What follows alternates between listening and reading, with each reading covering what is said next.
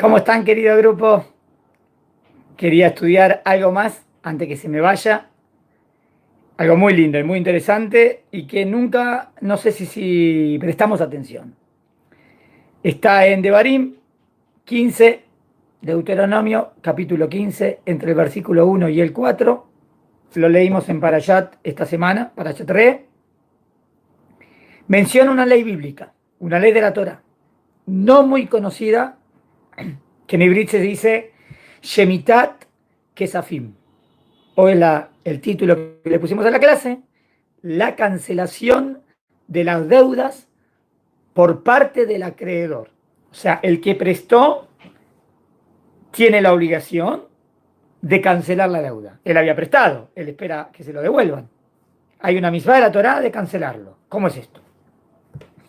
No se trata de la ley de quiebra, cuando una persona justificadamente o no se declara insolvente. Acá se trata de la misma del acreedor de perdonar voluntariamente a los deudores en el año de la Shemitah. O sea, en el año de la Shemitah, ese año, si alguien le debía algo, queda anulado. Es por parte del acreedor, el que prestó. Para entender esta misma hay que recordar cómo vivíamos los judíos en el pasado, 2000 o 3000 años atrás. En el antiguo Israel, los judíos eran agricultores. Durante el año, el agricultor come de lo que se cosecha en su tierra: granos, verduras, frutas. En un buen año, si produce más de lo que necesita para comer, el agricultor entonces vende el superávit de sus frutas y luego de distribuir un porcentaje de sus ingresos a los pobres, a los levitas, etcétera, podrá comprar más animales o más tierras, etcétera, con lo que le sobró, y ese es su capital. Pero ¿qué pasa si el año fue malo y el campesino no tiene lo suficiente para comer? Dependerá de la asistencia de los demás. Acuérdense que dijimos que todos eran agricultores. Por lo general, entonces, ¿qué va a hacer? O pedirá un préstamo, algo que no era una práctica poco común, incluso para un campesino que no era pobre. Era normal pedir un préstamo para pasar el invierno. Para pasar el invierno, entre comillas, o pasar el invierno de verdad. ¿Por qué? Recordemos que el invierno era el peor momento para el agricultor. De ahí viene la frase para pasar el invierno. En el otoño, mientras se sembraba, todavía quedaban frutos secos del verano pasado. Pero en el invierno, las frutas y el grano, ya hecho harina, se termina. Y hay que esperar al final del invierno, el comienzo de la primavera, para que los nuevos frutos florezcan. Entonces, hay que pasar el invierno. Y si no tenía, y si había un año de sequía, no tenía. Ese sería un ejemplo. Otra ocasión en la que el agricultor judío es muy vulnerable es en el año sabático, en el año de la Shemitah. Una vez cada 7 años el campesino judío podía recoger únicamente los frutos que necesitaba para comer. Lo demás era de libre acceso para los desposeídos. Eso era para todos: las viudas, los huérfanos, los pobres que no tenían ninguna tierra para sembrar. El campesino entonces, al no poder comerciar con sus frutos, necesitaba crédito para pasar el invierno, ¿no? Porque ahí no puede comerciar, porque el año de Shemitah era todo de Dios y era todo para todos, y el que quería podía agarrarlo, y no se puede comerciar. Entonces necesitaba crédito para pasar el invierno y se le dificultaba pagar sus deudas anteriores, y si tenía una deuda anterior, tampoco tenía cómo pagarla, porque ahora no tenía crédito. Lo que por lo general hacía cuando vendía su cosecha. O sea, normalmente vendía la cosecha y, si tenía y ahí paga la deuda. Pero ahora no tiene cómo pagar. ¿Por qué no tiene cómo pagar la deuda? Porque no podía vender. ¿Por qué no podía vender? Porque era el año de la Shemitah. ¿Entendieron las dos posibilidades? En este tipo de circunstancias, deudas particularmente relacionadas con el año de la Shemitah, que es un año sin ingresos, la Torá le indica al acreedor, el que prestó, ser sensible a las deudas del campesino. ¿Y qué tiene que hacer? Perdonarlas. ¿Cómo perdonarlas? Entonces voy a perder el dinero que le di. Sí. que perdí. Es una tzedaká. Diste tzedaká, ayudaste.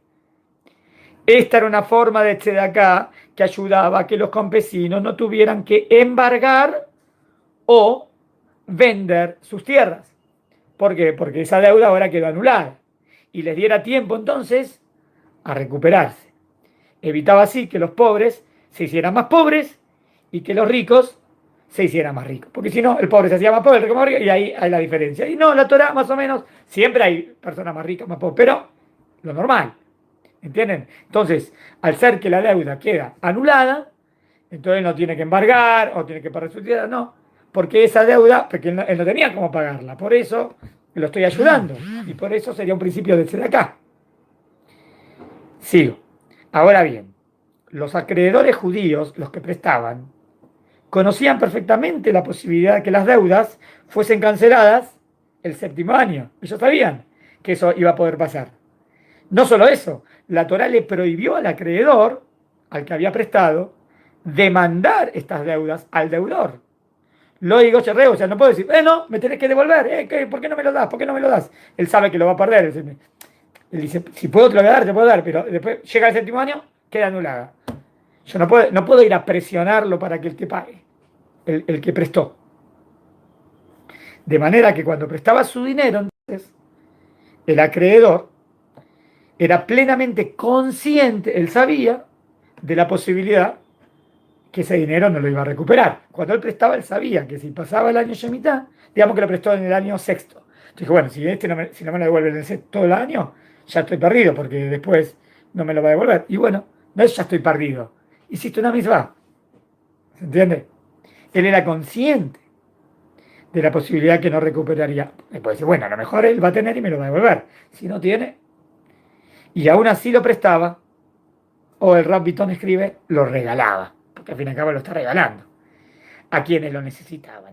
Prestar, entre comillas, entonces, dinero y luego no demandarlo, es considerado como la forma más noble que existe de dar tzedakah. ¿Y por qué es la forma más noble de dar tzedakah? Por no demandarlo, es considerado, ¿por qué? Hay muchas formas de darse de acá. El diezmo lo ayudó, le dice de acá, se lo regalé. Pero ¿por qué esta forma sería la mejor forma de darse de acá? Esa es la pregunta. Porque aún el deudor que se siente mal de pedir dinero como caridad, seguramente a él no le va a molestar pedir un préstamo. Pedir caridad a uno le molesta, avergüenza. Pero pedir un préstamo no avergüenza, porque es un préstamo igual. Entonces, de esa manera, esa persona tampoco nunca se avergonzó. Por eso la mejor manera de darse de acá. Por eso también dice la mejor manera de darse de acá es dar un trabajo. Porque no llegó al momento de necesitar, le diste un trabajo y no se avergonzó. Incluso de nuevo, porque aún el deudor que se sienta mal de pedir dinero como caridad, no le va a molestar pedir un préstamo. Incluso con la plena intención de pagarlo. El acreedor, por su parte, prestaba el dinero, pero con la plena intencionalidad de no cobrarlo. O sea, él, la verdad, el que pidió el préstamo tiene la intención no es que tiene la intención de después que pase el año y no lo pague. Él tiene la intención de pagar. Si no pudo, fue un problema, pero él tiene intención de pagar. Y el que prestó también tuvo la intención de que si él no va a tenerlo, no pasa nada. La plena intención de no cobrarlo, este préstamo sin ánimo de devolución, es solo un ejemplo de muchas leyes que existen de ayuda al próximo que menciona la Torá. O sea, hay un montón de misbot, un montón, podríamos traer una lista de misbot de ayudar al prójimo. Y tiene que ver con lo que estábamos estudiando antes en otra clase, en Mahomeir, Tzedek, Tzedek Dirvos. Justicia, justicia perseguirás, ayudar al necesitado, siempre. Bueno, Shabbat, Shalom. Y no me olvido de la clase que les dije de si Dios quiere hacer, vamos a ver cuándo empezamos en la semana, para hacer una clase de oyentes. Para los oyentes, y ustedes me escriben todas las preguntitas y ahí vamos contestando. Bueno, saludos a todos.